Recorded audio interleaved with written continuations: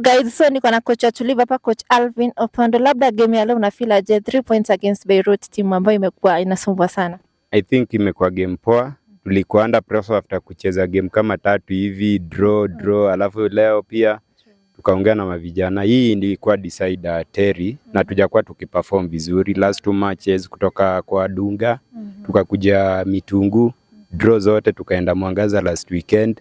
Haikuwa poa, but leo tuliongea na mavijana pia tukafanya zoezi. Tukasema hii game ni must win na Mungu ametupea win. Juu pia ukiangalia Beirut game wangetufunga, table ingechange.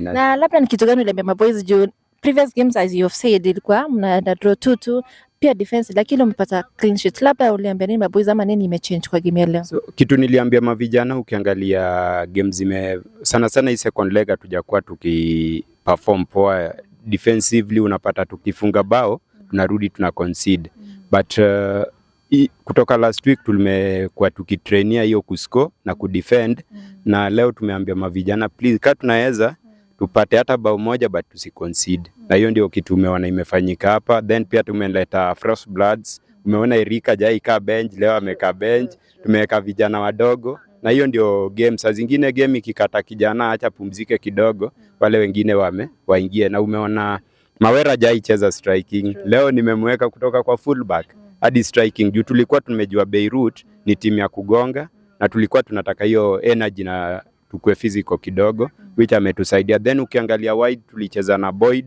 na tukacheza na Kamtelo, tulijua wako na pesi na defense ya nini haiko poa vile. Fullbacks wao. Going forward you guys mepakisha I think 2 games now that Manyangalo mambo yao imekuwa nullified. Perhaps these next games against Flamingo and Rafa Knights, mtakuwa mnatarajia nini ama what's your target? I think kitu tumefanya leo ndio tunataka tuende nao hadi Div1. So si aim yetu sasa ni Div1 vile tutafika huko na ni possible. Tumebaki na 2 matches vile umesema Manyangala wako, na tunataka tu maintain pia hii unbeaten record which imebaki game 2, na ingekuwa unbeaten kama tunamaliza kama champions. Sisi kuwe unbeaten bila end of the league hakuna kitu tumeachieve kama team. So hiyo ndio objective yetu.